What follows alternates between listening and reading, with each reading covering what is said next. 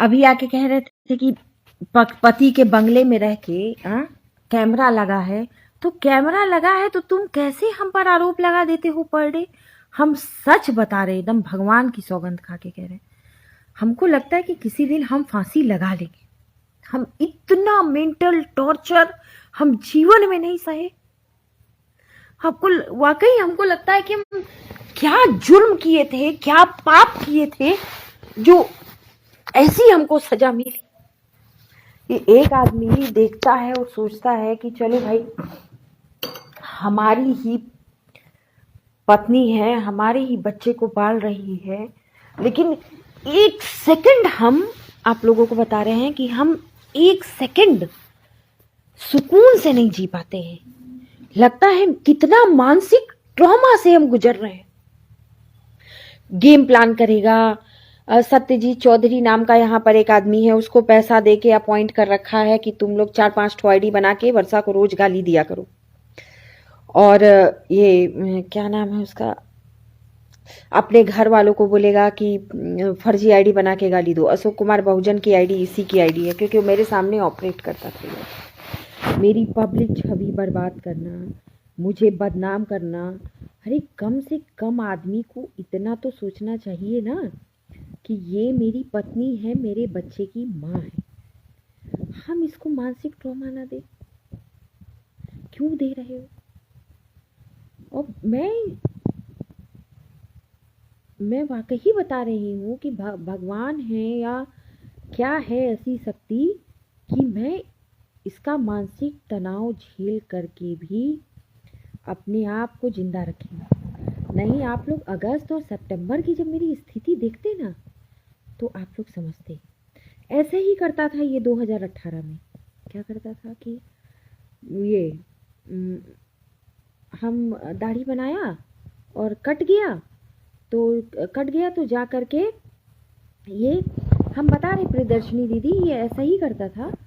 Saving बनाता था, cut जाता था और जा करके वहाँ पे सदर हॉस्पिटल में 2018 की बात बता रही हूँ, मेडिकल करा लेता था कि मेरी पत्नी ने मुझे चाकुओं से हमला किया और रख लेता था। और हम घर में इसके माँ बाप को खाना बना के दे रहे हैं, इसके भाइयों को दे रहे हैं, इसको दे रहे हैं, यही सब आके रहते थे, सबको खाना बना के खिला रहे हैं, हमें क्या पता। अच्छा, झूठा ढेर सारा सनहा दर्ज कर देता था। उस समय हमारे यहाँ पर राजेश कुमार इंस्पेक्टर थे। झूठा सनहा दर्ज कर देता था। 1-2 सनहा तो हमने देखा भी था कि इसे लोहे के रॉड से मेरे सर पर मेरी पत्नी ने मारा, इस तरह का सनहा दर्ज कर देता था। किसी के साथ जाता था, पता नहीं छुप के क्या क्या करता था, नहीं समझ में आता था। बहुत कॉन्स्पिरेसी करता था। 2018 की बात बता रहे हैं। ये व्यक्ति इतना कॉन्स्पिरेसी करता था। बाद में एक दिन पता चला कि इसने तलाक दाखिल कर दिया है। मेरे पास नोटिस आई तो उसमें लिखा था कि भाई नोटिस हमसे बोला नोटिस रिसीव कर लेना। हम नोटिस रिसीव कर लिए, देखे तो तलाक की नोटिस थी। तो फिर उसके बाद वही सब उसमें लिखा था। फिर एक वकील से ये जाके मिलता था, उससे बताता था कि ऐसा ऐसा, मतलब क्या क्या चाहिए तलाक लेने के लिए, क्या क्या आधार चाहिए। तो आधार लिखवा लिया वकील से। फिर उससे संबंधित एविडेंस इकट्ठा करने लगा कि आपकी पत्नी या तो पागल हो।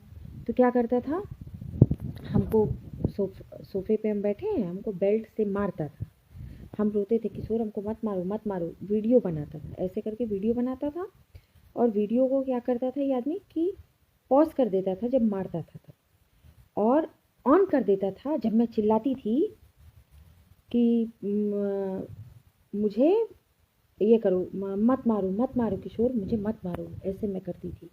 और ये आदमी फिर मारता था, वीडियो को पॉज कर देता था, फिर मारता था, फिर वीडियो को ऑन कर देता था, और हम ऐसे चिल्लाते थे और ये इस तरह से वीडियो बनाता था। और तलाक के लिए हमको खूब परेशान किया था। रूम से निकाल देता था, घर से बाहर, माइंस रेस्क्यू में घर से बाहर निकाल देता था। मैं रोती रहती थी कि ठीक है, हम तलाक दे देंगे, तलाक के पेपर पे हम साइन कर देंगे। कभी इस इंसान ने मुझे एक दिन सुख चैन से नहीं रहने दी। फिर हम सोचे चलो शादी हो गया है, धीरे धीरे हो सकता है बच्चा हो जाएगा तो सुधर जाएगा। प्रेगनेंसी में भी हमको ये दौड़ा दौड़ा के खूंटी में बहुत मारता पीटता था। हमको लगा हो सकता है बच्चे का मुंह देख के ये आदमी सुधर जाएगा, लेकिन इस इंसान में, आप लोगों को मैं सच बता रही हूँ, इंसानियत है ही नहीं। मतलब बिलीव नहीं करेंगे आप लोग कि इस इंसान में इंसानियत नहीं। मैं इसके एक कहने पे इसको तुरंत माफ कर दूं, बिना शर्त मैंने बेल करवा दिया। मैंने 1 मिनट नहीं सोचा। मैंने सोचा अपने पति को कोई जेल भेजता है क्या? अभी भी अगर कोई कहे तो हम नहीं भेजेंगे, क्योंकि भाई मेरा पति, हम क्यों भेजें? पति से ज्यादा मेरे बच्चे का बाप है। हम अपने बच्चे के बाप के साथ गलत नहीं कर सकते, लेकिन ये अपने बच्चे की माँ के साथ कितना गलत कर रहा है ये अंदाजा नहीं लगाया जा सकता। ये पर डे षड्यंत्र करता है। लगता है कि मेरा सर फट जाएगा और मैं मर जाऊंगी, ऐसा लगता है, या मैं फांसी पर लटक जाऊं, सुसाइड कर। नहीं दीदी, मैं सही बता रही हूँ। मतलब अभी ये कोई बहुत बड़ा कॉन्स्पिरेसी खेल रहा है 100%, क्योंकि हमको बोल रहा है कई दिनों से बहुत बड़ा हम तुमको सरप्राइज देने वाले हैं, ऐसा ही बात बोलता था। वहाँ था, माइंस रेस्क्यू में था। अभी क्या है, अभी ज़्यादा पावर आ गया है, क्योंकि पैसा कमा लिया है बहुत ज़्यादा, तो इसको लगता है कि ये सब चीज़ में पावरफुल है। लेकिन ये इंसान नहीं है, इंसान ऐसा होता ही नहीं। इसको ये नहीं समझ में आता कि एक लड़की जिसके ना माँ है ना बाप है, जिसका कोई नहीं, हम उसको इतना टॉर्चर क्यों कर रहे हैं? एक पुलिस वाला जिसके अंडर में 12 थाना है, 12 थाना है, पूरे पुलिस वालों को समझा के रखता है ऐसे करना है, ऐसे करना है। मेरा फ़ोन 790 वाला जो नंबर है, जो पब्लिक डोमेन पर है, उसको ये सर्विलांस पे डाल रखा है, लोकेशन निकाल लेता है। कहीं रेंट पे रूम लेने जाती हूँ, वहाँ नहीं रह सकती हूँ। सारे जगत में इसने मुझे वो रुपेश कुमार आनंद के नाम से बदनाम कर दिया। हमने किसी से पैसा वैसा नहीं मांगा था, एकदम सत्यता नहीं है। ये आदमी राशिद का आदमी था, हमारे साथ बदतमीजी किया, हमने उसके ऊपर, हमको न्याय पाना था, हमने मुकदमा किया। शादी हो गई, हम ज़्यादा दिमाग नहीं लगाए, भाई शादी हो गया, हमारा अपना बच्चा है, हमारी अपनी फैमिली है, हमारा अपना पति है, उसका रेपुटेशन है, हम उसका ध्यान रखें। हमने कभी किसी से, लेकिन इसने झूठ सच पता नहीं क्या क्या बुलवा के हमको इसने सारी दुनिया जगत में बदनाम कर डाला, ताकि मैं कहीं मुंह दिखाने लायक ही न बचूं। इसने मुझे आत्महत्या करने के लिए इतना उकसाया कि कोई इस कदर नहीं गिर सकता। मतलब मैं रात में ठीक से सो नहीं पाती हूँ, ऐसा मुझे सपना आता है। ये लोगों से कहता है कि पति पर केस की, चलिए मानते हैं हमने केस किया, हमने केस किया, आपने हमारे साथ इतनी बड़ी बदतमीजी की, इतना आप मार करके चले गए, और अभी भी हम सच बता रहे, विकी के कारण हम चश्मा नहीं लगा पाते। ये आँख से मेरा एकदम दिखाई नहीं देता है, एकदम। इस आँख के भरोसे हम देख रहे हैं, ये आँख हमारा बहुत कम दिखाई देता है, इस आँख से ही हमको दिखता है। ये हमारा मेडिकल टेस्ट हो जाएगा भी पता, मेडिकल रिपोर्ट हम लगाए भी हैं, एकदम नहीं दिखता है। फिर भी हम चश्मा नहीं लगाते, चक्कर भी आता है, सर भी दर्द होता है, फिर भी हम नहीं लगाते। लगाते हैं, विकी हमारा तोड़ के फेंक देते, 2 बार तोड़े, 2 बार बनवाए हैं। और अरे चलिए ठीक है, आपको दूसरी शादी करनी है, उसके लिए आप किसी अपनी पत्नी को ऐसा नहीं न कर देंगे आप। हम प्रियदर्शनी दीदी, हम आपको बोलते हैं कि हम अगर कल दिन मर जाए मान लीजिए, तो क्या मेरे बच्चे को कोई देखेगा? हम रात में उठते हैं तो विकी को गले से लगा लेते हैं, गले से लगा के सोचते हैं कि हम अगर नहीं रहे तो इस बच्चे का क्या होगा? दुनिया में अपनी माँ की जगह दुनिया में कोई ले सकता है क्या? हमको नहीं लगता, कोई नहीं ले सकता दुनिया में। जो अपनी माँ अपने बच्चे के लिए फील करेगी, वो नहीं कोई कर सकता। हम रात में उठते हैं, विकी को देखे, विकी भी उठते हैं रात में, मम्मी मम्मी, तुरंत हमको लगता है कि जैसे मेरा आत्मा निकल जाएगा, मेरा प्राण निकल जाएगा। मेरा बच्चा अगर मुझसे 1 सेकंड के लिए दूर हो गया तो मेरा आत्मा निकल जाएगा, और मैं मुझे लगता है कि मैं मर जाऊंगी तो मेरे बच्चे का क्या होगा, क्योंकि उसको देखने वाला कोई नहीं, और हम जानते हैं कि कोई नहीं देखेगा। ये आदमी क्या करेगा, या तो इसको हॉस्टल में डाल देगा, या इस अपने घर वालों को दे देगा, उसके घर वाले इसको वो कर देंगे, पैसे के लालची हैं वो सब, वो इसको कुछ खिला पिला के मार देंगे, कह देंगे बीमार था मर गया। ये अपनी दूसरी शादी करके अय्याशी करेगा, क्योंकि जो व्यक्ति अपने बच्चे से प्यार करेगा, ये एकदम सत्य है कि वो अपनी पत्नी को ठीक से रखेगा, पत्नी को टॉर्चर नहीं करेगा। हम केस किए तो हम आपका बेल भी कराए, हम आपको जेल नहीं जाने दिए, हम चाहते तो आपको जेल भिजवा देते, लेकिन हम आपको जेल नहीं जाने दिए। हम कॉम्प्रोमाइज़ नहीं करते तो आप 100% जेल जाते, आपको कोई नहीं बचा सकता था। ये बात ये आदमी अच्छे से जानता है, फिर भी हम इस पर कभी कार्रवाई नहीं होने दी। हम आपके घर गए, आपके घर वालों ने क्यों इस तरह से मारा पीटा? अगर वो नहीं मारते नहीं पीटते तो मैं मुकदमा क्यों कराती? 2018 में भी मैं आपके घर गई थी, तो उस समय तो मैंने नहीं मुकदमा दर्ज कराया था। क्यों? क्योंकि उस समय मुझे इस तरह मारा पीटा नहीं गया था। पूरा गांव तमाशा देखा, सब लोगों ने देखा। वो तो पल खैर मैं जीवन में कभी नहीं भूल सकती हूँ। वो एकदम घृणित था। आप हमको घर के अंदर मारते, लेकिन आप लोगों ने जिस तरीके से घसीट के रोड पर पूरे गांव के सामने मुझे मारा है, वो मानवता के खिलाफ है। मानवता के खिलाफ है, मानव धर्म के खिलाफ है। कि जिस तरीके से हमको रोड पर घसीट के मारा गया है, इसकी भाभियों ने, इसके भाइयों ने मारा है, और पूरे गांव ने तमाशा देखा है। पुलिस इन्वेस्टिगेशन में ये चीज़ें आई होंगी, भले वहाँ किसी ने गवाही नहीं दी है। क्यों? क्योंकि इसके भाई ने बोला कि कोई गवाही नहीं देगा, कोई बचाएगा नहीं लड़की को। अब जब ये सब मार रहे थे तो पूरा उसका भाई जयप्रकाश बोल रहा था, कोई बचाएगा नहीं इसको, कोई बचाएगा नहीं, जनरल जाति की है, सवर्ण है, ये सब हम लोगों को प्रताड़ित किए हैं, हम लोग इससे बदला ले रहे हैं, इसका यही हाल होना चाहिए। ये शब्द था उस आदमी का। विश्वास करेंगे आप लोग? और वो तो ड्राइवर देखा है, अपने आंख से मौत को देखा है, मौत। ऊपर से इसका भाई बोलता है, अरे इसके बेटा को काटो, पकड़ो इसके बेटा को, काटो इसके बेटा को। विक्की सोया हुआ था गाड़ी में,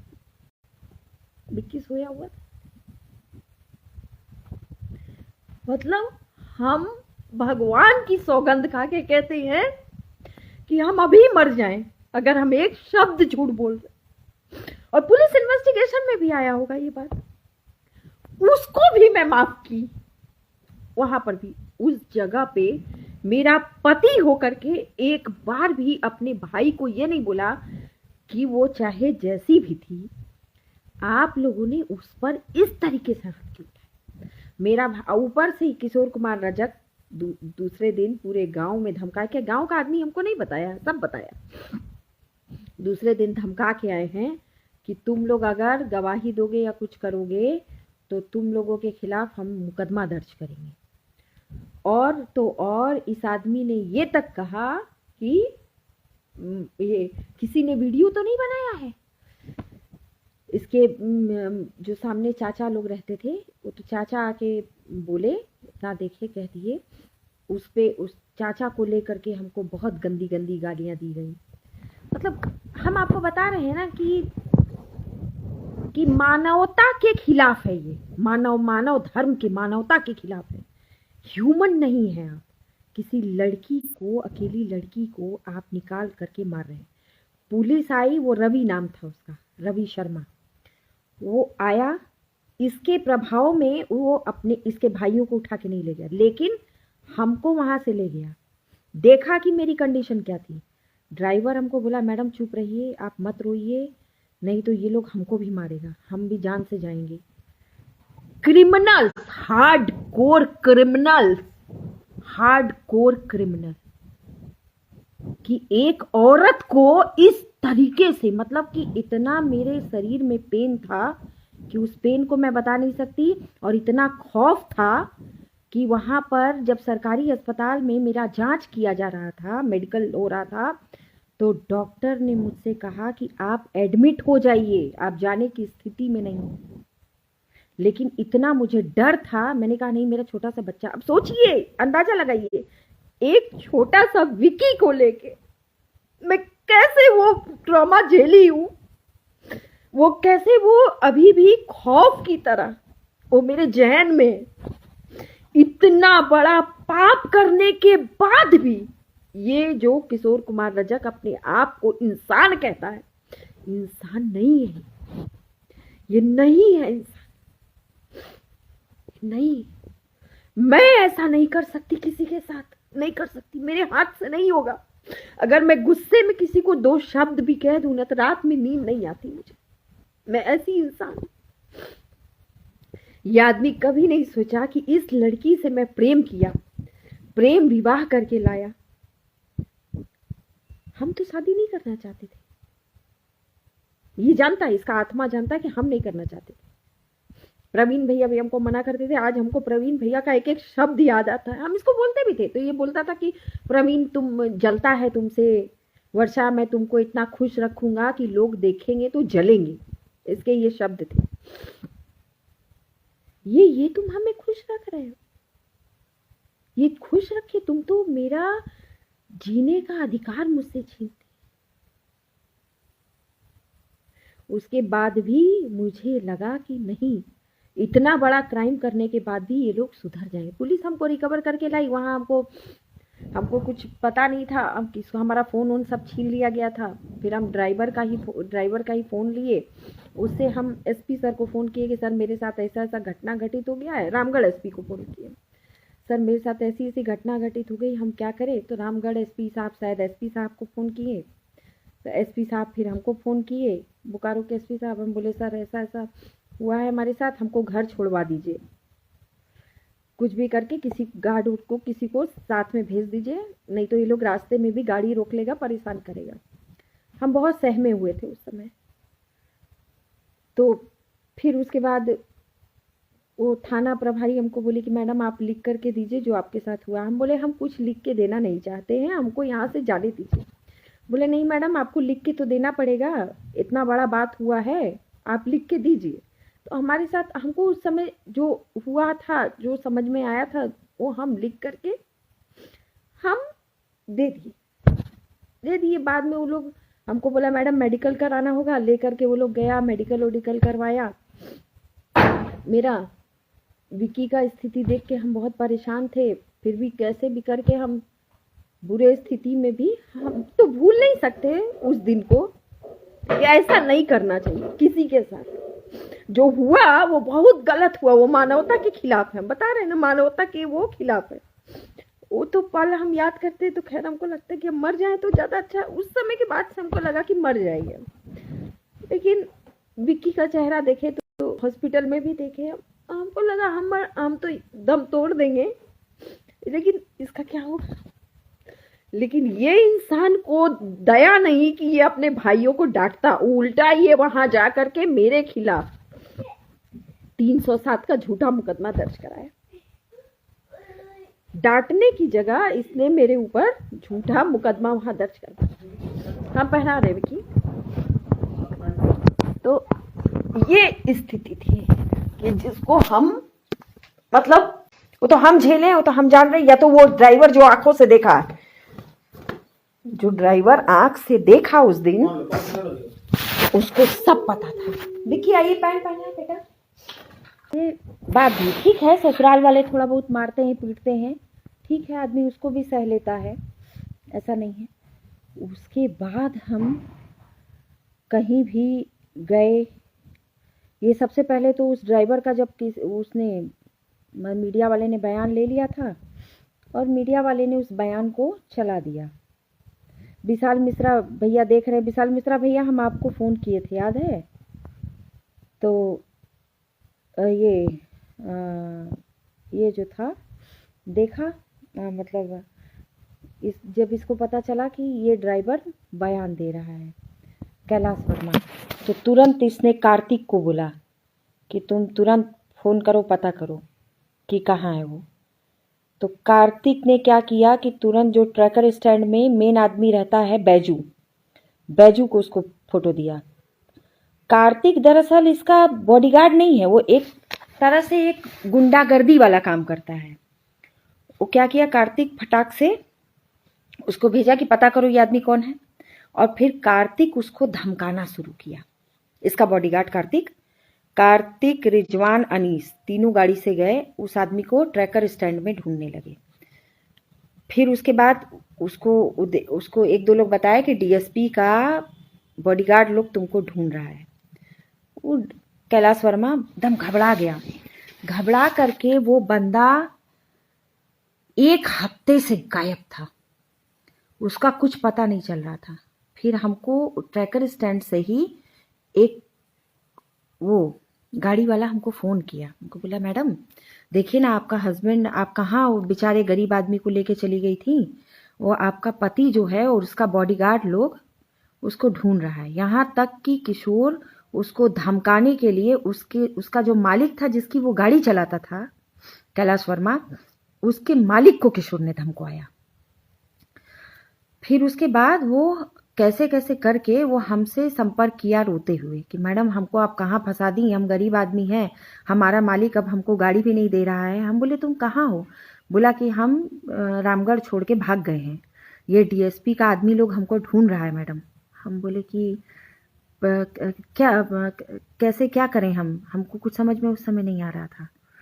तब हमने कहा कि अच्छा ठीक है, तुम परेशान मत हो, हम एसपी सर का नंबर दिए उसको। हम बोले कि तुम एसपी सर से बात कर लो, तुम्हें कोई दिक्कत नहीं होगा, तुमको अगर गवाही नहीं देना तो तुम गवाही मत देना, लेकिन तुम डरो मत। फिर हमसे उसकी वाइफ मिलने आई, वो बहुत रो रही थी। उसकी पत्नी बोली मैडम आप कहाँ फंसा दी, बताइए ना, ये सीधा साधा हम लोग आदमी हैं, हमारा बच्चा है, बेटी है, कल दिन डीएसपी हमारी बेटी को उठवा लेगा, कुछ करवा देगा, उसका बॉडीगार्ड लोग धमकी दे रहा है, ऐसा वैसा। फिर वो जा करके अपना, हम उसको समझाया तो जा करके फिर अपना लिख करके दिया एसपी साहब को कि ऐसा ऐसा घटना मैडम के साथ हुआ था। हम बोले तुम जाओ एसपी साहब को लिख के दे दो, और क्या कर सकते हो, इसके अलावा तुम्हारे पास कोई दूसरा ऑप्शन नहीं है। लिख के दिए रहोगे तो बचे रहोगे, नहीं लिख के दोगे तो और फंस जाओगे। तो जा करके फिर वो लिख करके अपना बयान वयान जो भी उसका था, जो जानता था, अपना लिख करके वहाँ बयान दे दिया कि भाई इस तरह का मैडम के साथ घटना हुआ था, हम लेकर के गाड़ी गए हुए थे, डीएसपी का आदमी लोग हमको ढूंढ रहा है, इस तरह हमको टॉर्चर परेशान कर रहा है, हमको भी ये लोग जान से मार देंगे, हमको नौकरी नहीं कर पा रहे। जाके अपना मिला जो भी समस्या हुआ होगा अपना बताया। उसके बाद से जब मतलब एसपी साहब उस पर एक्शन लिए उस एप्लीकेशन पे, तब जाके उसको धमकाना जो है हमारे पति बंद किए, नहीं तो इसका कार्तिक तो एकदम पीछे पड़ा हुआ था, ढूंढ रहा था उसको। तो क्योंकि हमको जब बैजू को भेजा गया फोटो तो बैजू हमको बोला कि मैडम देखिए फोटो हमको आया है और कैलाश के बारे में पूछ रहा है ये लोग। हम बोले कौन पूछ रहा है? तो बोला कि सर का बॉडीगार्ड कार्तिक। अब बाकायदे उसके नंबर से मैसेज आया, हमको दिखाया। फिर उसको भी धमकाया गया कि तुम मैडम को लेकर के 164 का बयान देने नहीं जाओगे, ये नहीं करोगे, वो नहीं करोगे। मतलब हम बता रहे हैं आपको कि 15 अप्रैल के बाद से जो जीवन मैंने जिया है, कोई नॉर्मल लड़की वो जीवन नहीं जी सकती थी। दिन भर कॉन्स्पिरेसी, कैसे वर्षा को बदनाम करें। फिर ये मेरा लगाने लगा कि मेरी डिग्री फर्जी है, उसके लिए ये छानबीन करने लगा। मेरे घर पर आदमी को, लोगों को एसपीओ लगा करके जांच कराया, मेरा नंबर सर्विलांस पे रखवाया, कॉल डिटेल निकालना शुरू किया, और मतलब तमाम तरीके से जितना ये पुलिस डिग्री में कर सकता था इसने जी तोड़ किया। मैं कहीं रहने के लिए, जहां मैं भैया भाभी के यहाँ रह रही थी, उनको ये धमकाना शुरू किया, अलग अलग तरह का एलिगेशन लगा के कि ये कर देंगे, वो कर देंगे। तब वो लोग एसपी साहब को फ़ोन करके डर करके, भैया भाभी एसपी साहब को फ़ोन किए कि देखिए हम इनको अगर अपने यहाँ रख लेंगे तो इस तरह की समस्या हो जाएगी। थाना पुलिस भेज करके उनके यहाँ, ये थाने के दम पे ये उनके यहाँ भिजवा के बेइज्जती करने लगा, और उसके मकान मालिक के यहाँ ये चढ़ गया, फोर्स लेके। तो भाई कोई किसी के घर में रेंटर पे रह रहा है, किसी के यहाँ रोज पुलिस थाना आएगा, कोई क्यों बर्दाश्त करेगा। तो वो लोग बोले कि देखिए इस तरह का मामला है और लड़की को यहाँ मत आने दीजिएगा। तो वहाँ हमारा रहने का ठिकाना वो हो गया, ख़त्म हो गया कि हम वहाँ कैसे अब रहते। नहीं रहने के लिए हम भी नहीं सोचे। फिर वो लोग भी एसपी सर को फ़ोन करके बोल दिए कि देखिए हम लोग यहाँ रखने को तैयार हैं, लेकिन हम लोग कैसे रखें। डीएसपी साहब जो किशोर जी जो हैं यहाँ फोर्स लेके चढ़ जाते हैं और ये हमारा मकान मालिक को भी धमकाए उमकाए हैं। तो मकान मालिक भी बोल रहा है कि डीएसपी की पत्नी को आप लोग अगर यहाँ रखेंगे तो कल दिन डीएसपी हम लोग को किसी केस मुकदमे में फंसा देगा, चरस गांजा रख के किसी भी तरीके से, जैसे भी किशोर ने धमकाया हो। जो सत्यता है वही बता रहे हैं, क्योंकि एसपी साहब को भी वो लोग फ़ोन किए। तब फिर हम एसपी सर के पास नहीं गए। हम 2-3 लोकल लोगों को बोले कि हमारे लिए रेंट पर रूम देखो। वो लोग रेंट पे रूम देख रहे थे, यहाँ तक कि थाना प्रभारी को भी हम बोले। तो बोला कि मैडम रेंट पे रूम मिल जाएगा, लेकिन आपको नहीं दे रहा है। हमने कहा कि क्यों। बोला कि डीएसपी से के डर के कारण। लोग कह रहे हैं कि डीएसपी कहीं किसी दिन हमारे घर में चरस गांजा न रखवा दे। बैजू ड्राइवर को हम लेके बोकारो गए। बैजू कहा कि मैडम हम नहीं जाएंगे। ट्रैकर स्टैंड में किसी भी हम गाड़ी वाले को बोले कि हमको लेके चलो, हमारा 164 का बयान है, सब मना कर दिया कि नहीं मैडम नहीं लेके जाएंगे। कई डीएसपी साहब हमारी गाड़ी में चरस गांजा कुछ रखवा के पकड़वा दिए, तब कैलाश को इतना प्रताड़ित किए हैं, हम लोग नहीं जाएंगे, सब डरे हुए थे। तब फिर हम बोले हम करें क्या। फिर हम एसपी साहब को बोले कि सर ऐसा ऐसा बात है। तब फिर वो बोले कि नहीं ऐसा कुछ नहीं होगा, आप लेकर जाइए मैडम को। तब हमको लेकर के गया, हम 164 का बयान दिए। भाई जिले के गार्जियन तो वही हैं, किसी न किसी गार्जियन को तो आप सूचित करेंगे। तब फिर हम गए वहाँ, अपना बयान वयान दे करके हम आए। फिर कहीं भी हमको रूम रहने का नहीं मिल रहा था। फिर हम आवेदन लिख के दिए कि कहीं ना कहीं हमारे रहने की तब तक के लिए व्यवस्था कर दी जाए जब तक कि हमको रूम का रेंट नहीं मिल जाता है, क्योंकि भैया भाभी के यहाँ से तो हमको घर छोड़ना था। स्थिति सोचिएगा कि हम क्या क्या झेले होंगे। और इसने वो टॉर्चर करने में एक पल इतना सा नहीं सोचा कि हम अपनी पत्नी को नहीं, अपने बच्चे को भी टॉर्चर कर रहे हैं। क्योंकि हम तो वहां से निकले, फिर हम जाते कहाँ। तो बच्चा को लेके क्या हम रोड पे रहते। फिर हम लिख के दिए आवेदन। तब फिर हमारा पुलिस लाइन में रहने का बंदोबस्त कर दिया गया। उस पर भी पुलिस लाइन में हमारा रूम खाली कराया गया था, एक रूम दिलाया गया था। लेकिन इसने मेजर था मनसुख को इसने बोल दिया था मैडम को किसी भी तरीके से वहां रहने के लिए मत करना, क्योंकि मनसुख इसके गांव का है। मनसुख हमको बताया कि सर हम पर दबाव बना रहे मैडम।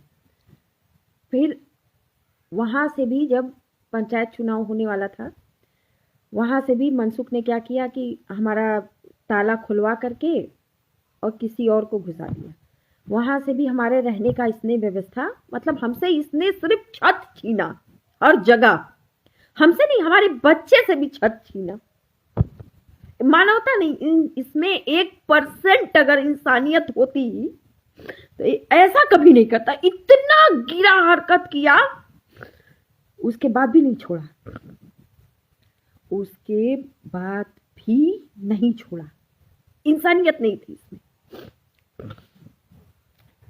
उसके बाद आप लोगों को हम बता रहे हैं। उसके बाद हम ये वीरेंद्र भैया को बोले कि माइंस रेस्क्यू में हमारे लिए गेस्ट हाउस खुला है, उसमें बंदोबस्त कर दीजिए, हम जाके गेस्ट हाउस में रह ले। वीरेंद्र भैया बोले इसको वहाँ पे कोई माइंस रेस्क्यू से फ़ोन कर दिया। ये वीरेंद्र भैया को फ़ोन करके बोला कि आप कौन होते हैं उसको रूम दिलाने के लिए। तो वीरेंद्र भैया बोले कि एसडीपीओ पतरातू। कि अरे कहाँ भटकेगी, वो बहन है, हम बहन जैसा मानते हैं, तुम्हारी पत्नी है, बच्चा लेके कहाँ रोड पे रहेगी, तो उसका बंदोबस्त कर दे रहे हैं। सोचिए कि इसको शर्म नहीं आया कि मेरी पत्नी को तो साला मार दिया, मेरा बच्चा रोड पे रहेगा क्या। नहीं सोचा। उसके बाद हमको वहां भी नहीं मिला। तो फिर हम यहाँ गए क्या कहते हैं, फिर हम लिख करके आवेदन दिए एसपी साहब को कि हमारा राइट है वहाँ रहना, क्योंकि हम कहाँ जाते हैं आप बताइए, ना रेंट पे रूम मिल रहा है, ना माइंस रेस्क्यू में गेस्ट हाउस मिल रहा है। ये अपना पुलिस पद पावर पैसा का भरपूर इस्तेमाल किया और साथ में मंत्री का और विधायक ममता देवी का पद का दुरुपयोग। उसके बाद हम इसी घर में बोले कि हम इसी घर में रहेंगे, जान जाएगी तो जाएगी। फिर हम इसी घर में रहना शुरू किए, हम लिख करके दे दिए, क्योंकि हमको घर से नहीं निकाल सकता था। लेकिन फिर भी हमको टॉर्चर करता रहा, सिर पे मारता रहा। उस लड़की से ये रात भर बात करता था और मतलब रूम में तकिया मांगने आए तो हमको धाड़ सर पे मारे, इतना मारता था हमको सर पे। इसका हाथ है, हथौड़ा है इसका, कभी इसको पड़ेगा ना तब इसको पता चलेगा। कह रहे हैं ना कि डरना उससे चाहिए जो माफ करता है, क्योंकि मैं तुमको माफ की किशोर कुमार रजक, तुम मेरे साथ गलत किए, अभी भी कर रहे हो, अभी भी षड्यंत्र कर रहे हो, तुम मेरे साथ कॉन्स्पिरेसी खेल रहे हो। जो माफ करता है उससे डरो, क्योंकि उसका हिसाब भगवान लेता है, और जब भगवान हिसाब लेता है ना तो अच्छों की अकड़ निकाल देता है। ये जो आंसू है ये जाया नहीं जाएंगे। कहा जाता है ना, जैसे किसी की दुआ लगती है वैसे ही बद्दुआ हाय भी लगती है, वो लगेगी, वो तय है, लगेगी। उसके बाद सोचिएगा कि ये, उसके बाद तो आप लोग जान ही रहे कि कितना कितना हमको परेशान किया, खूब मारा पीटा, गला दबा दिया, कैसे हम अपना जान प्राण बचाए। जानबूझ के इसने सोचा कि अब क्या ऐसा करें कि इसको हम पूरी दुनिया में बदनाम कर दें। बदनाम करने की नीयत से फ़ोन लेके बैठा सीढ़ी पर, हम बच्चे को कपड़ा पहना रहे, तुम फ़ोन से वीडियो क्यों बना रहे हो। उस दिन हमको मारा था ये, और हम नीचे थे, इसीलिए हम ऊपर नहीं थे अपने रूम में, डर से हम नीचे थे, सिर्फ डर से, क्योंकि बहुत मारता था हमको। खाली हम डर से बता रहे हैं कि हम नीचे थे। एक कैमरा लगने का एक लाभ है कि हम मार नहीं खा पा रहे हैं, डर से हम नीचे थे, बच्चे को पैंट पहना रहे थे। कॉन्स्पिरेसी के थ्रू ये आया, वीडियो बनाने लगा। ये वीडियो बनाने में ये दिखाया कि हम इसको मारे, कॉपी कट पेस्ट करके डाला, हमको ये मारने के लिए दौड़ा है। अब बाहर भाग गए, बाहर जा करके हम थाना को फोन किए, हम हेडक्वार्टर डीएसपी सर को फोन किए। वो बोले कि हम लोग आ रहे हैं मैडम, तुरंत आ रहे हैं, आप परेशान मत होइए, हम लोग आ ही रहे। क्योंकि वो लोग 161 का बयान लेने आ रहे थे। 3 तारीख की बात बता रही, 3 सितंबर। खूब मारा था हमको, खूब मारा, बहुत मतलब हमको हमेशा सर पर मारा है। हम सच बता रहे, हम क्या पाप किए थे ईश्वर कि हमें ऐसा पति मिला। भगवान ऐसा पति दुश्मन को भी ना दे। फिर भी हम सिर्फ और सिर्फ अपने बच्चे के लिए, विकी के लिए हम जिंदा हैं। मर जाते, मन होता था कि इतना अपमानित होने के बाद मर जाओ। गाड़ी रोक लिया, बस रोका, बेइज्जत किया, लोगों ने देखा कैसे इसने वो तीरथनाथ को बुला के हमें बदनाम करना शुरू किया। फर्जी फेक आईडी से हमको पहले देखते थे, आप लोग शायद देखते होंगे, प्रियदर्शनी दीदी तो ज़्यादा ध्यान दी होंगी, कि खाली गालियां दिलवाता था। तो हम भी तो फ्रस्ट्रेट हो गए थे। हम क्या करते, जवाब नहीं देते, हम फिर जवाब देना शुरू किए, क्योंकि हमें पता था कि हम अकेले हैं, हमको लड़ना अकेले है। ये झारखंड मेरा नहीं था, न झारखंड न रामगढ़ का एक व्यक्ति मेरे फेवर में खड़ा हुआ। पुरजोर तरीके से एक व्यक्ति खड़े हुए, राम भैया, कुंटू भैया भी खड़े हुए। राम भैया ज़्यादा मेरा साथ निभाए, देखे कि हमारी बद से बदतर स्थिति थी। 3 तारीख को जिस दिन इसने मेरे साथ मारपीट किया था, जब पुलिस आई तो हमको अंदर कराई तो फिर ये अंदर से गेट बंद कर दिया था। फिर ऊपर पूरा तलाशी उलासी मेरा लेने लगा, इसलिए गेट बंद किया था। जितना मेरा सामान वामान था सब रख लिया था। बाद में आए तो देखे बहुत सारा सामान मेरा नहीं मिल रहा था। फिर पुलिस आई तो हमको अंदर की, हेडक्वार्टर डीएसपी वगैरह भी आए। फिर उसके बाद हम अपना बोले कि हमें बहुत चक्कर आ रहा है, हम डॉक्टर को दिखाने जा रहे हैं। सदर हॉस्पिटल गए वहाँ दिखाने के लिए, तो डॉक्टर देखा कि पूरा सर फूला हुआ था हर जगह से, क्योंकि मारता है तो इसको पता नहीं चलता ना कि मार रहे हैं। फूला हुआ था तो डॉक्टर बोला कि मैडम आप एडमिट हो जाइए। वहीं तब हम राम भैया को फ़ोन करके बुलाया कि राम भैया आप आ जाइए, हमारी स्थिति बहुत ज़्यादा ख़राब है और हो सकता है कि रास्ते में हम बेहोश होश भी हो जाए तो विक्की को कौन देखेगा। विक्की को लेकर के हम सामने ही, इसके सामने, थाना के सामने हम निकले घर से, जबकि झूठ बोला कि भाग गई है। ऐसा वैसा जो अपना इंटरव्यू में जितना भी बात बोला है उसमें 1% भी सत्यता नहीं, सब झूठ, सब झूठ, खाली रौंद के झूठ बोला है, खाली उस जिस रखेल को इसने रख रखा है उस रखेल को इम्प्रेस करने के लिए। और रखेल भी ज़्यादा दिन टिकने वाली नहीं है, क्योंकि उसका भी क्या, वो पैसा ले रही है और ये उसका शरीर का इस्तेमाल कर रहा है और कुछ नहीं। हाँ हाँ, किसके लिए? विकी के लिए।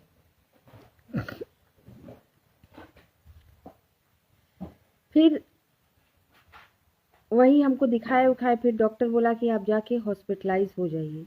मेरी उस समय स्थिति क्या थी जानते? इसने सर पर मार मार के और मानसिक तनाव देके 50% इसने मुझे पागल कर दिया था।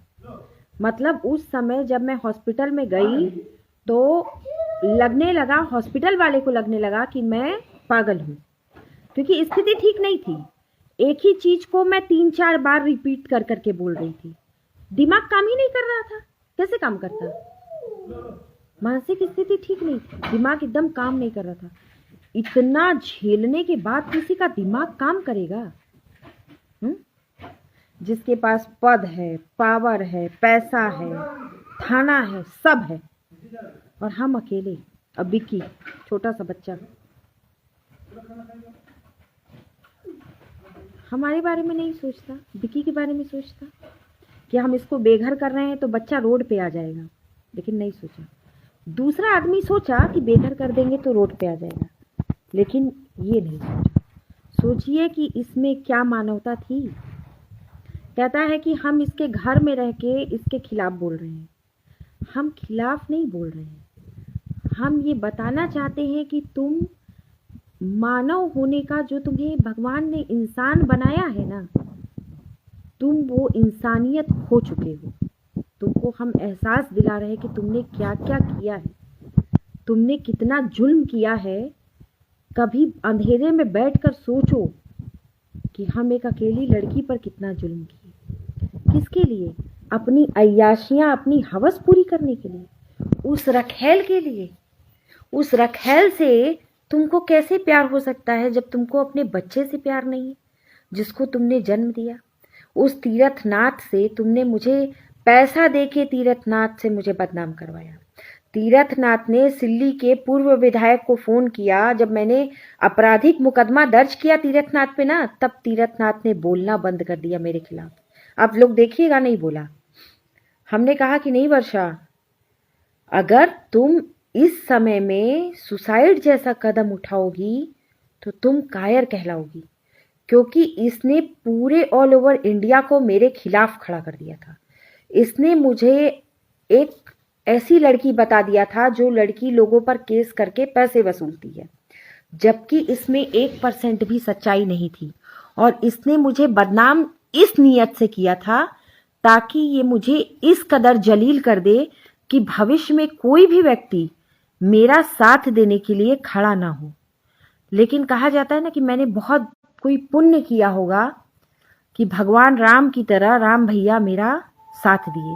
कहा जाता है विष्णु भगवान का रूप है भगवान राम या कृष्ण, वो मैं उनका एहसान इस जन्म में नहीं चुका सकती।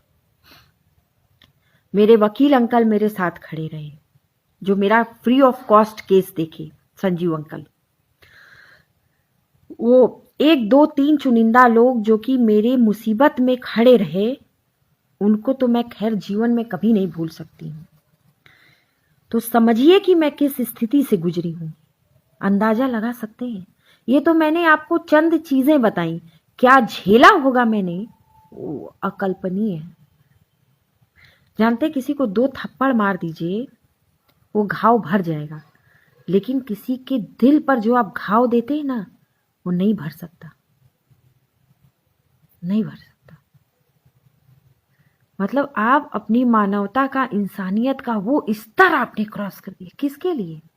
उस रखेल के लिए, अपने उस भाइयों के लिए जो कभी आपके होंगे ही नहीं। आपने अपनी उस पत्नी जिसके साथ आप 5 साल सोए, जिसके साथ आप अपना बच्चा जन्म दिए, आप कहते हैं this is the trapped and accidental marriage. आप नहीं जानते कि ये ट्रैप्ड था, एक्सीडेंटल था, कि आप मेरे पीछे पड़े थे शादी करने के लिए मिस्टर किशोर कुमार रजक, लेकिन आपने लोगों को इम्प्रेस करने के लिए किया। घर से मेरी अपनी सारी फोटोग्राफ्स हटा दी, आपने सोशल मीडिया साइट पे सिंगल लिख दिया, लोगों को पैसा दे करके, तीरथनाथ को पैसा दे के इंटरव्यू कराया, उसके बाद ये उसको बुलाया वेद प्रकाश को वहां से, जो कि वेद प्रकाश तीरथनाथ का ही दोस्त था, ताकि मुझे हर जगह मेरा चरित्र हनन कर सके। क्या पति ऐसा होता है किशोर कुमार रजक? पति अपनी पत्नी की गलतियों पर पर्दा डालता है। आपकी पत्नी तो कहीं गलत भी नहीं थी। आपसे शादी की, मैं आपके प्रति पूर्ण ईमानदार रही, कभी किसी लड़के को भी मैंने नहीं देखा, लेकिन आपने उस ईमानदारी का मुझे क्या फल दिया? आपका मार खाती रही, आपका पीट खाती रही हमेशा, तब भी मैं केस मुकदमा नहीं दर्ज करती थी। उस दिन तो आपने हमें बहुत ज्यादा मार दिया, तो पुलिस भी तो सोचेगी कि भैया इस घर में मार देगा, मर जाएगी, तो हम लोगों से सवाल कर लिया जाएगा। तो पुलिस ने FIR लॉन्च की, क्योंकि उसका भी तो नौकरी है, वो तो अपना नौकरी बचाएगा ना। हम FIR नहीं दर्ज कर रहे, पुलिस तो हमको बोली कि भैया आप लिख के दीजिए, क्योंकि हम तो जिस दिन ये हमको जनवरी में मार और के भागा, मैं तो डॉक्टर के पास गई तो डॉक्टर हमसे पूछी कि क्या हुआ, हम बोले हम गिर गए, बोली गिरने का निशान नहीं है, ये बेहोश हो गए थे हम, आपको बहुत गंभीर रूप से मारा गया है। तब हम रोते हुए बताए कि मेरे पति हमको मारे, इस कदर। तब वो फोन कर दी SP साहब को कि आपका DSP इस तरीके से अपनी पत्नी को मार रहा है, मर जाती है लड़की। तुरंत हमको ड्रिप उरिप चढ़ाई, विक्की को देखी, मेरी स्थिति थोड़ी ठीक हुई। तब भी थोड़ी ठीक हुई थी, उसके बाद भी मेरी स्थिति बहुत खराब थी। तब हम वही रितेश भैया को फोन किए, भैया भाभी हमारी तबीयत ठीक नहीं है, हम थोड़ा आ जाएं आपके पास। तब मैडम से बोले कि मैडम हमारे पास गाड़ी नहीं है, आप गाड़ी दे देंगी क्या, बच्चा है छोटा सा, मेरी तबीयत ठीक नहीं है। तब भी इसने फोन करके गार्ड लोगों को बोला कि मैडम की गाड़ी मत जाने देना, मेरी गाड़ी रोक ली गई थी। तब फिर जब गाड़ी रोकी गई तो ड्राइवर मैडम का, संतावना मैडम का ड्राइवर फोन किया संतावना मैडम को कि गाड़ी रोक ली गई है। संतावना मैडम ने SP साहब को फोन किया कि आपका SDPO का बॉडीगार्ड लोग गाड़ी घेर के रोक लिया, 4 गार्ड। तब SP साहब मनसुख को फोन किए कि ये कौन सा बदतमीजी है कि गाड़ी कैसे रोक ली गई। तब मेरी गाड़ी जाने दी गई। समझिए कि हम कितना झेले हैं। और उस समय में मेरी स्थिति बहुत खराब थी। तब हम भाभी क्या जाके रहे, आराम किए कुछ दिन, तब जाके हम होश में आए, होश में।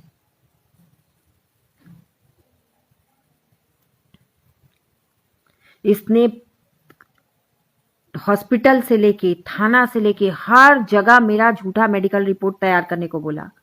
हर जगह इसने वो करके रखा कि गलत रिपोर्ट बना दी जाए। बहुत परेशान किया, अभी भी कर रहा है, मानसिक ट्रॉमा देता है। 6 7 CCTV कैमरा लगाया है, उसके बाद भी रोज बोलेगा तुम मेरा ये चोरी कर ली, तुम मेरा वो फाड़ दी, तुम मेरा कपड़ा फाड़ दी, मेरा अंडरगारमेंट नहीं मिल रहा है, मेरा पैंट नहीं मिल रहा है, मेरा ये चोरी कर ली, चोरनी है। गार्ड को जाके बोलेगा मेरी पत्नी को ले जाओ, ले जाके होटल में सो, उसके साथ संबंध बनाओ। गार्ड शर्मा जाता है, मतलब कहता है गार्ड, मतलब कैसा महसूस करता होगा, अंदाजा लगा सकते हैं। उसके बाद आप बताइए कि क्या हमको गुस्सा नहीं आएगा? इतना होने के बाद क्या हम नहीं चिल्लाएंगे? क्या हम नहीं बोलेंगे? हम भी इंसान है ना। अकेली लड़की, सब मेरे विरोध में। फिर धीरे धीरे लोगों को समझ में आने लगा कि ये आदमी मेरे साथ चाल चल रहा है। हाँ बेटा, खोल रहे हैं। हमने सोचा बच्चे का एडमिशन करा देगा, नहीं कराया। फिर छोटे से स्कूल में एडमिशन कराया, आप लोग देखे ही होंगे। फिर बड़े स्कूल में विकी का एडमिशन कराया। बहुत बहुत टॉर्चर किया। मानवता, इंसानियत नहीं इस इंसान में। अच्छा अमृत भैया, आपके हमको और हमारी माँ को घर से निकाल दिए थे। आज समय का सिक्का पलटा है, अब वो हमारे भरोसे रहते हैं। सही बोल रहे हैं अमृत भैया, यही होगा। इसको लग रहा है कि इसको इसके पाप की सजा नहीं मिलेगी। इसको लगता है ये आसानी से हमको डाइवोर्स दे के और उस रखेल के साथ अय्याशी करेगा। किशोर कुमार रजक, तुमको बता दूं कि तुमने हमें कहीं का नहीं छोड़ा। हमारे बेटे का क्या होगा और हमारा क्या होगा? हम तुमको तलाक दे देंगे। तुम गलतफहमी में जी रहे हो। और तुम दूसरी शादी करके तो दिखाओ। उस लड़की को हम लिख के देते हैं। आज हम मेंटली बहुत स्ट्रांग हैं। अब तुमने जो स्थिति मेरी अगस्त से लेके सितंबर तक बनाई, उस ट्रॉमा स्थिति से हम निकल चुके हैं। फिर से तुम हमको ट्रॉमा में डालने की कोशिश कर रहे हो। वादा करते हैं, अपने बच्चे की कसम खा के कहते हैं कि तुम हमारे सामने उस लड़की से शादी तो करके दिखाओ। उस लड़की को, तुम्हारे परिवार को और उस लड़की के परिवार को हमने सेक्शन 107 से लेकर 109 के तहत जेल न कटवा दी तो हमारा नाम बदल देना। और हमारे बच्चे की जिंदगी बर्बाद करने का तुम्हें कोई हक नहीं। अभी भी तुम्हें समझा रही हूं, बहुत गलत कर रहे हो। सुधर जाओ, सही रास्ते पर आ जाओ। और ये जो फर्जी आईडी से तुम हमको बदनाम कर रहे हो ना, इस सारे फर्जी आईडी का हिसाब हो जाएगा। और किसी से ना डरो, डरो तो उस भगवान से। डरो उससे डरना बहुत जरूरी है। हम भी कुछ पाप किए होंगे जिसकी सजा मिल रही है। हो सकता है पास्ट लाइफ का कोई कर्मा हो, पिछले जन्म का, जो चुका रहे। लेकिन हम अपने बेटे के साथ गलत नहीं होने देंगे, किसी कीमत पर नहीं। तुम लाख कह दो कि हम तुमको दवा खिला के बच्चा पैदा किए हैं, चाहे जो किए हैं, तुम्हारा बेटा है, तुमको उसकी जिम्मेदारी निभानी पड़ेगी। और तुम गलत रास्ते पर हो, तुमको सही रास्ते पर आना पड़ेगा। तय है आना तुम्हारा। नहीं तो वो ईश्वर से डरना, ईश्वर कहीं नहीं छोड़ेगा तुम्हें। कम से कम तुम अपने भाइयों को तो कह सकते थे कि आप लोग गलत किए हैं। ठीक है, हमारी वाइफ गई थी तो मारने की क्या जरूरत थी? पब्लिकली मारने की क्या जरूरत थी? लेकिन नहीं, ये देखिए, हम जिसके लिए सब कुछ किए, वो आदमी हमारा ना होके रखेल का हुआ और अपने भाइयों का हुआ।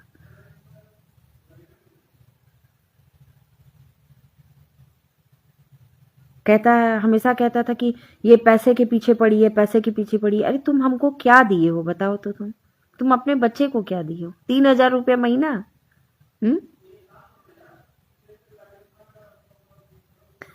बच्चे को पाल हम रहे हैं, खिला हम रहे हैं, स्कूल हम भेज रहे हैं, खर्चा हम उठा रहे हैं, उसका एक एक बिल है हमारे पास। तुम क्या करते हो? होटलों में जाके अय्याशी करते हो। रोज नया कोट खरीदोगे, रोज नया हजारों हजारों की शॉपिंग करोगे, हमको दिखाओगे कि देखो हम हजारों की शॉपिंग कर रहे हैं। हमको तुम्हारे पैसे से कोई प्यार और लगाव नहीं है। हमारी किस्मत में होगा तो हो सकता है कि हम तुमसे बहुत बड़े हो जाएं। और हो सकता है कि तुमको मजबूरी में किसी दिन हमें सलामी ठोकनी पड़े। ऐसा भी तो हो सकता है, पॉसिबल है। जिंदगी में सब कुछ पॉसिबल है। और हो सकता है कि तुम हमारे सामने तुम न निकल पाओ। इसीलिए किसी के साथ इतना अन्याय और पाप नहीं करना चाहिए, सोचना चाहिए।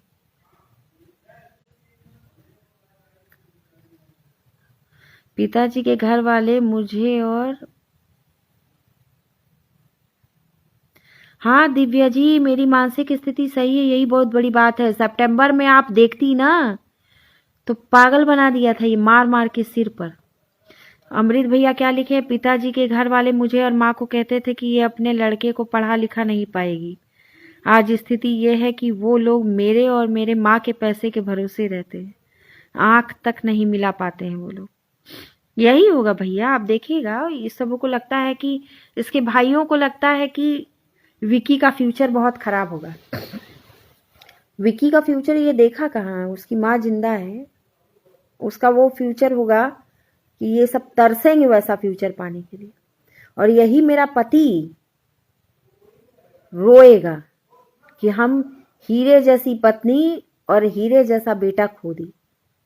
क्योंकि जितना हम बर्दाश्त किए ना किशोर कुमार रजक, ये तो तुम भी जानते हो कि तुम जितना जुल्म किए हो कोई बर्दाश्त नहीं करता, फिर भी टिके रहे। सोचिए कि अगर घर छोड़कर चले गए होते तो न जाने कितने लड़कों से मेरा संबंध जोड़ दिया होता। जब घर में है तब इसने मुझे इतना बदनाम किया, अंदाजा लगाइए। हर इंसान का वक्त आता है। हो सकता है कि मेरी बद्दुआ लगे और तुम्हारा सब खत्म हो जाए, और ये भी हो सकता है कि तुम जिस पैसे, पावर, पद पर घमंड कर रहे हो सब विनष्ट हो जाए और तुमसे दुगना पावर, पद और पैसा मेरे पास आ जाए। किसी का कोई भविष्य नहीं देखा है, इसलिए हमको तुम मेंटल ट्रॉमा दे रहे हो, लेकिन हम इस ट्रॉमा से निकल जाएंगे। हम मेंटली बहुत स्ट्रांग हैं। हम अपने आप को रोज कहते हैं कि मेंटली बहुत स्ट्रांग है, और इसमें मेन सहभागिता हमारी राम भैया की रहती है। हम हमेशा मोरली बूस्ट करते हैं, अभाभी की भी, वीरेंद्र भी है, बहुत सारे लोग हैं हमको मोरली एकदम बूस्ट, आप सब लोग भी बूस्ट करके रखते हैं। तो ये तो हम आपको कुछ चीजें क्लाइमेक्स बताए, अंदर की तो बताए ही नहीं जो झेले। और एक पुलिस वाले को सिखाया, ये बोलता था हमको कि ऐसा ट्रेनिंग में हम लोग को पाठ पढ़ाया जाता है कि इतना मारेंगे कि निशान भी नहीं पड़ेगा, मर भी जाओगी। हाँ अमृत भैया, समय बदलते देर नहीं लगता। खैर, विश्वास रखने के लिए आप लोगों का बहुत शुक्रिया कि आप लोग मुझ पर इतना विश्वास रखे। ये बहुत बड़ी चीज थी, बहुत लोगों ने विश्वास रखा, इसकी मैं आभारी हूँ। कल इसने ऐसी बात कह दी कि हम खाना नहीं खाए। अभी भी ये मेरे खिलाफ बहुत बड़ी कॉन्स्पिरेसी कर रहा है, ये कुछ षड्यंत्र चल रहा है चाल, क्योंकि हमको आंख आंख में ये दिखा रहा है कि देखो ना तुम्हारे साथ क्या होता है, देखो ना तुम्हारे साथ मैं कौन सा प्लान खेल रहा हूँ। देखिएगा, 1-2 दिन में आप लोगों को पता चल ही जाएगा। 1-2 दिन, 1 महीना हो सकता है, 1 महीने में पता चल जाए कि कौन सा बड़ा षड्यंत्र मेरे खिलाफ ये रचने वाले हैं। देखते हैं, हम भी देखते हैं। अब बचा क्या रचने के लिए, 2-4 लोगों को और खड़ा करके बदनाम कर देगा, उससे और क्या करेगा। बदनामी मेरी नहीं होती, बदनामी तुम्हारी होती। लोग कहते किशोर कुमार रजक की पत्नी, मेरा बाप का नाम कोई नहीं जानता, मेरे पति का नाम पूरा ऑल ओवर इंडिया जानता। हाँ दिव्या जी, थैंक यू। हाँ, हम काशी विश्वनाथ भगवान से यही कहते हैं कि हे भगवान, हिम्मत देना, दुख दे रहे हो सकता है कि पूर्व जन्म के पाप हैं जिसको मैं रिलीज कर रही हूँ। इसी जन्म में जितना दुख देना है दे दो, आने वाला जन्म, मेरा अगला जो जन्म हुए हो ना, वो शांति पूर्वक जिए हम। एक रिक्शे वाले से शादी कर लें, नमक रोटी दे, झोपड़ी में रखे, खुश रखे, उससे ज्यादा हमको कुछ चाहिए नहीं। आने वाला जन्म हमारा अच्छा हो। दुख दे रहे हो कोई दिक्कत नहीं, लेकिन उसको सहन करने की शक्ति देना, इतनी देना कि हम बर्दाश्त कर लें। हम बर्दाश्त नहीं कर पा रहे, आप लोगों को हम सच वाकई बता रहे हैं, बर्दाश्त नहीं कर पा रहे हैं। सोचते हैं कि हम सुसाइड कमिट कर लें, लेकिन फिर रुक जाते हैं। विक्की को देखते हैं, रोना आता है, फिर उसको पटाख से गले से लगा लेते हैं। सोया भी रहता तो हम उसको लगा लेते हैं उठा के गोद में, फिर हमको हिम्मत आती है, फिर हम उसको सुला देते हैं। ऐसे करते हैं। ये सब किया इसने सिर्फ मुझे बदनाम करके दूसरी शादी करने के लिए। ये जिस रखेल के चक्कर में है, बस उस रखेल से इसको शादी करनी है। ये सारा प्रोपगंडा सिर्फ मुझे निकालने के लिए और उस रखेल को लाने के लिए, ताकि जब उस रखेल को लाए तो दुनिया को ये बता सके कि मेरी पत्नी कैरेक्टरलेस थी, क्रूएल थी, क्रूएल्टी करती थी, मारती थी, पीटती थी। ये साबित करने के लिए, और दुनिया उस रखेल को एक्सेप्ट करे इस चीज के लिए। अभी नया प्रोपगंडा फैलाया कि वर्षा की 2 शादी हुई है, हम ही को नहीं पता। बताइए, हम स्पेशल मैरिज एक्ट में कोर्ट में शादी कर रहे हैं, हम लॉयर हैं भैया, हम किससे शादी कर लेंगे? और वो पति मेरा मर गया है जो अभी तक आया नहीं। अब पता नहीं किसको पति बना खड़ा कर दे, ये भी नहीं समझ में आता। लेकिन उसका भी डॉक्यूमेंटल प्रूफ चाहिए कि कहीं हमारा उसके साथ कहीं किसी डॉक्यूमेंट में नाम हो, कुछ तो हो। तो कहीं नहीं, हमारे तो हर जगह किशोर कुमार रजक हैं, 5 साल से झेल रहे हैं। जिसको अपने बच्चे से प्यार होगा वो कतई ये काम नहीं करेगा। सही बोले, पुलिस का मार ऐसा होता है, निशान भी नहीं आता और मर भी जाता है। ऐसा कितना हुआ है, भागलपुर में भी हुआ था। होता है, कस्टोडियल डेथ का कितना सारा मैटर आता, देखते नहीं है? मर जाता है आदमी और निशान भी नहीं पड़ता, बहुत ऐसा बहुत सारा मैटर आता है। होता है, वो लोगों को पता होता है कि कैसे मारना है, जानता है वो लोग। तो बोलता था ना, इसीलिए मेरे हमेशा सिर पे मारता था, सिर पे, ताकि या तो हम पागल हो जाए या तो ये हो जाए। देख रहे हैं मेरा बाल, ये वो कर देता था। यहाँ देखिएगा बाल नहीं है, कम है, बाल खींच देता था। देखिए नहीं है, ऐसे करके निकाल देता था बाल। कई जगह बाल कम है, उसके बाद भी ऐसे पति के साथ हैं। सोचिए, अंदाजा लगे। चलता है सिर्फ अपने भाई के कहने पे। जैसा जयप्रकाश रजक, चितरंजन रजक कहेगा वैसे चलेगा। ये नहीं देखेगा मेरा बेटा है, मैं इतना टॉर्चर किया फिर भी मेरी पत्नी मेरे बच्चे को ठीक से रखी है। नहीं सोचा। खैर हर आदमी को उसके पाप की सजा मिलती है। हम भी भगवान को सब सरेंडर कर दिए हैं, ईश्वर के भरोसे सब छोड़ दिए। जो किस्मत में भगवान लिखे होंगे अच्छा लिखे होंगे। जो पूर्व जन्म का पाप था सब भुगत लिए, इस जन्म में भुगत के निकल जाए, बस और कुछ नहीं चाहिए। कहेगा मेरा खा के मेरे पास, मेरे यहाँ रह के तुम हमको घर से निकाल दिए थे, हम तो कोर्ट से ऑर्डर लेके आए। तुम तो CWC में लिख के दे दिए थे मेरी पत्नी पागल है, विकी को चाइल्ड लाइन में अनाथालय में भेज दिया जाए। उनकी हिम्मत है किसी की, उसकी माँ जिंदा है और हम पागल हैं, इसका कोई मेडिकल सर्टिफिकेट है? ले आओ दिखाओ। यही झारखंड में एक दिन उसको पब्लिक, देखिए भगा कर मारेगी। पाप का फल तो भुगतना पड़ता है, तो तय है। आप जो यहाँ करेंगे वो भुगतेंगे। इसीलिए हम कहते हैं कि इतना मत करो। अभी कुछ बहुत बड़ा षड्यंत्र कर रहा है मेरे खिलाफ, हमको बोल रहा है तुमको बहुत जल्दी हम सरप्राइज देंगे। रखेल के बारे में होगा। उस रखेल, बताइए, लोगों से 25,000 30,000 ये लोगों के फोन पे से उस लड़की को भिजवाता है। अपने बच्चे को कभी नहीं भिजवाया। उसको बर्थडे में क्या दें, लैपटॉप दे देते हैं, पढ़ लेगी। इतना तुमको प्यार हो गया? जिस बच्चे को तुम जन्म दिए उससे तुमको इतना प्यार नहीं हुआ जी? हाँ, कैसा प्यार है तुम्हारा? हमको तो कोई कहे कि हम तुमको करोड़ों रुपया दे देंगे और तुम अपने बच्चे को छोड़ के हमसे शादी कर लो, तो हम कभी ना करें। हम अपने बच्चे को नहीं छोड़ सकते। हमसे कोई कहे कि हम तुमको इतना करोड़ देंगे, अपने पति को छोड़ दो, हम तो नहीं छोड़ सकते। ठीक है, जैसा है, मार रहा है, पीट रहा है, जो कर रहा है, आज नहीं तो कल अपने कर्मों का फल भुगतेगा। हम क्यों छोड़े अपने पति को? कोई हमसे कहे कि अब पति हमसे शादी कर लो, हम करोड़ों रुपया देंगे, अपना पति और बच्चा छोड़ दो, हम तो कतई नहीं छोड़ सकते। तुमको कैसे प्रेम हो जाता है जी? जिस लड़की के साथ तुम 5 साल रहे, सोए, जिससे बच्चा पैदा किए, जो तुम्हारे बच्चे की माँ है, उससे तुमको प्रेम नहीं हो रहा है? जो तुम्हारा इतना मार खाई, जुल्म सही, प्रेगनेंसी में मार देता था, फिर मना के ले आता था, फिर बोलता था कि वर्षा हम सुसाइड कर लेंगे लेकिन तुमको हम नहीं मारेंगे। लेकिन फिर मारता था। तो सोचिए कि मारपीट करता था, हम लड़ते थे, झगड़ते थे, जो भी करते थे, लेकिन माफ कर देते थे। नहीं, हम केस उस नहीं करते थे वहां। ये तो केस यहाँ हुआ हुआ भी तो हम तुरंत बेल करा दिए, जेल नहीं जाने दिए ना भाई, तुमको जेल नहीं ना भिजवाए तुम्हें।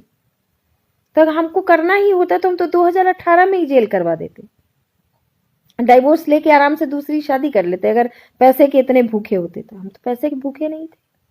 हाँ, हमारे बच्चे का हक अधिकार मत मारो, वो एक डीएसपी का बेटा है, उसको उसके इक्विवेलेंट उसको प्यार दो। और जिंदगी माँ तो हम ही रहेंगे, कोई दूसरी माँ नहीं बन जाएगी। और वो लड़की को कितना दिन, तुम 2 साल 3 साल झेला के देखो ना, तुम पर रेप का केस कर देगी वो लड़की, 100% मुकदमा दर्ज कर देगी। क्योंकि हम तो तलाक देंगे नहीं, किसी कीमत पर नहीं। क्यों देंगे तलाक? हम तो अभी भी चाहते हैं हमारा पति सुधर जाए, हमारे बच्चे को अच्छे से रखे, हम उसकी माँ हैं।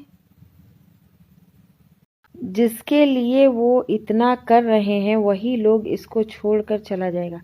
हाँ मनीष भैया, आप सही कह रहे हैं, वो लोग छोड़ के चला जाएगा।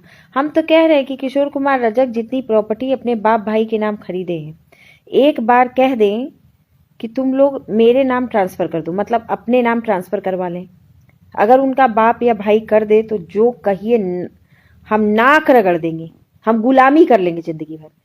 1 महीना किशोर कुमार रजक अपने घर वालों को पैसा देना बंद कर दें, दूसरे महीने से और जितना मुझे टॉर्चर किए उतना टॉर्चर करना अपने घर वालों को शुरू कर दें। रहेगा उसका घर वाला? भाग जाएगा। उस रखेल को इतना टॉर्चर कर दे जितना हमको किए हैं। उस रखेल को आप महीने का 30-30 हजार रुपया भेज रहे हैं, उसको पढ़ा रहे हैं कलेक्टरी, और हमारे सामने कहते हैं वो तो आईएएस बन गई। तो बन गई तो अपने लिए बन गई, तुम्हारे बेटे के लिए नहीं बनी है, तुम्हारे बेटा को नहीं पढ़ाएगी वो। तुम्हारी पत्नी मैं ही रहूंगी और तुम्हारा खून, तुम्हारा बेटा वही रहेगा। गर्व करो कि तुम पागल हो गए, लेकिन तुम्हारी पत्नी ठीक है कि अब तुम्हारे बच्चे पर ध्यान दे रही है, उसका प्रोग्रेस कर रही है, उसके प्रोग्रेस में बाधा उत्पन्न नहीं की है, उसको पढ़ा रही है, चाहे जिस विधि पढ़ाए। तुम्हारा ही वंश है, नाम तो तुम्हारा ही होगा, तुम्हारा ही बेटा है। पत्नी का मेरा वंश नहीं चलेगा, तुम्हारा चलेगा वंश, उसी से, उसी बेटे से। अभी भी सुधर जाओ। कर्म का फल भुगतना पड़ता है, हम भी कुछ बुरा कर्म किए हैं, उसका फल भुगतना पड़ता। लोग बोलते हैं ना कि क्यों ये इतना बोलती है, चिल्ला रही है, कह रही है, तो कह ही रहे हैं, और तो कुछ नहीं कर पा रहे हैं। लेकिन हमको जो लग रहा है 2-3 दिन से, इसका चाल चलन ढंग, उससे यही पता चल रहा है कि बहुत बड़ा कोई साजिश हमारे खिलाफ कर रहा है। आप लोगों को बता दिए, हो सकता है 1-8 महीने में पता चल जाए कि कुछ ऐसा षड्यंत्र खेल रहा होगा जिसका हमको जानकारी नहीं है। कॉन्स्पिरेसी बहुत करता है ना, कुछ खरीदेगा, कुछ लेगा छुपा के, कुछ करेगा छुपा के। दुनिया पत्नी को बता के चलती है, ये अपने भाइयों को बता के चलता है, पत्नी के साथ खाली गेम प्लान खेलता है। तो यही सब चल रहा है। देखेंगे क्या, अब देखते हैं कि नया षड्यंत्र क्या रच रहे हैं ये हमारे खिलाफ। जैसा कि बोले हैं कि इंतजार करो, बहुत बड़ा कुछ होने वाला है, देखते हैं क्या होने वाला। अब डाइवोर्स दाखिल करना तो बहुत छोटी चीज है, वो तो दाखिल करेंगे तो हम तो देंगे ही नहीं, तो मिलेगा कहाँ से? हम देंगे ही नहीं। तुम हमारी इज्जत बर्बाद कर दिए, हमारा मान सम्मान बर्बाद कर दिए, सारी दुनिया में हमको तुम बदनाम कर दी, कुछ बचा नहीं हमारे पास। हम तुम्हें क्यों छोड़ेंगे? हम तो सब कुछ, तन मन धन सब तुमको समर्पित, अब क्या छोड़ेंगे? हमारा बच्चा है, हम कहाँ जाएंगे? तो तलाक तो हम देंगे नहीं, न साइन करेंगे। तुम लेके दिखाओ, मिलेगा भी नहीं, गारंटी लिखित ले लो हमसे, नहीं मिल सकता, असंभव है। कुछ भी लगा दो, नहीं मिलेगा। फिर वो रखेल तड़प तड़प के इनको कहेगी कि निकालो उसको घर से, निकालो उसको घर से, तुम तो हमको वादा किए थे कि तुम हमसे प्रेम करते हो, तुम हमसे शादी करोगे। अरे वो लड़की मूर्ख है, वो दुनिया की सबसे बड़ी मूर्ख लड़की है, जिसको ये नहीं समझ में आ रहा है कि जो एक पत्नी से अपना बच्चा पैदा करके उससे प्रेम नहीं किया, तो तुमसे क्या खाक प्रेम करेगा? वो जो अपने बेटा को रोड पे लाके छोड़ दिया, वो तुम्हारा होगा, किसी जन्म में नहीं होगा। आओ हम स्टाम्प पेपर पे लिख के दे दें, हम उसको जानते हैं बेहतर, तुम तो अभी नई आई हो। तुम क्या जानोगी? नहीं नहीं, मतलब नया नया प्रेम है, हो सकता है एक्स हो पैक्स हो, जो भी हैं। पता तो हमको है कि कौन है, उसका भी हम रैंडम खुलासा करेंगे, बस खाली दिल्ली वाला एड्रेस मिल जाए, उसके बाद ढंग से मीडिया के साथ जाके, क्योंकि पिछली बार मीडिया वाला चक्कर छोड़ दिए थे, हम नहीं किए थे। वहीं जुतियाएंगे उनको। अगर कर ली शादी उदी तो वो तो गई जेल, उनका भाई वाई सब जेल। यही देखिएगा, बक्सर वाला जो डीएम वाला मामला था, धर्मेंद्र कुमार और वत्सला सिंह, तो वो जिस एसडीएम के साथ फंसा था, वो एसडीएम को अच्छे से, क्योंकि एसडीएम की क्लास लग जाती, नौकरी चली जाती एसडीएम महोदया का, कि शादीशुदा मर्द के साथ वो अफेयर रख रखी थी, और उनको डिपार्टमेंट से उनको मिला था। जब आप लोग पूरा मैटर देखे होंगे, हम तो पूरा मैटर उसका देखे थे, क्योंकि 2018 में मेरा मैटर भी ऐसे ही चला था। फिर धर्मेंद्र कुमार अभी देखिए ठीक हो गए हैं, एक बच्चा भी हो गया है, अपनी पत्नी को ठीक से रख रहे हैं, समझ गए कि वत्सला सिंह के साथ चक्कर नहीं चला पाएंगे, क्योंकि वो भी जेल चली जाती, वत्सला सिंह भी जेल जाती। भाई वो अपना नौकरी और अपना पद क्यों खोएगी, जेल क्यों जाएगी तुम्हारे प्रेम प्रेम प्रसंग के चक्कर में? वो समझ गई कि शादीशुदा आदमी है, इसकी पत्नी है, पत्नी उसकी बहुत चालाक थी, तो मैटर, इसीलिए मैटर तुरंत निपट गया। नहीं तो डीएम साहब तो जाते जाते वो भी चली जाती, क्या नाम था, श्रद्धा सांडियाल। वत्सला सिंह तो उसका पति था, श्रद्धा सांडियाल एसडीएम थी यूपी में, चली जाती वो भी, उनका नौकरी चला जाता। यही तो एक मामला हुआ था, हमको याद है, यहाँ का था, बता रहे हैं, यहाँ का कलकत्ता का मामला था, पेपर में भी निकला था। उसमें भी क्या था कि एक पुलिस लेवल का अधिकारी था, और वो एक किसी कमिश्नर लड़की से ये कर लिया था, शादी कर लिया था। फिर जो लड़की कमिश्नर थी उसकी भी नौकरी गई, बर्खास्त हुई, और वो जो था पुलिस वाला ऑफिसर जो था, वो भी डीसीपी था, वो भी बर्खास्त हुआ। और उसका हम डाल देंगे कभी, वो है हमारे पास पूरा, हमको बुआ जी भेजी थी, उस इधर कुछ समय पहले ही निकला था, तो फोटो खींच के भेजी थी। और साथ में हाई कोर्ट ने बोला था कि लड़की को 40 लाख रुपया, उसको बोला था, कमिश्नर जो थी लड़की, उसको बोला था कि पत्नी को उसके 40 लाख रुपया कंपनसेशन दो, देना पड़ा था उस लड़की को। और नौकरी भी गई थी, नौकरी से बर्खास्त हो गई वो लड़की, वो जो कमिश्नर थी, वही तो हमको बुआ जी भेजी थी, हम देखे। तो कानून बहुत टेढ़ी चीज है। तो वो लड़की को ये लगा, खाली किशोर कुमार रजक बस उसका दुरुपयोग कर रहे हैं, शरीर का उसका उपभोग कर रहे हैं, वो पैसा ले रही है, ये उपभोग कर रहे हैं, बस उससे ज्यादा कुछ नहीं, उससे ज्यादा कुछ कर भी नहीं पाएंगे, क्योंकि ना हम देंगे तलाक, न तुम कर पाओगे शादी। चाहे हमको 20 साल मुकदमा लड़ना पड़े तब भी नहीं देंगे, 20 साल मुकदमा लड़ना पड़े तब भी तलाक नहीं देंगे।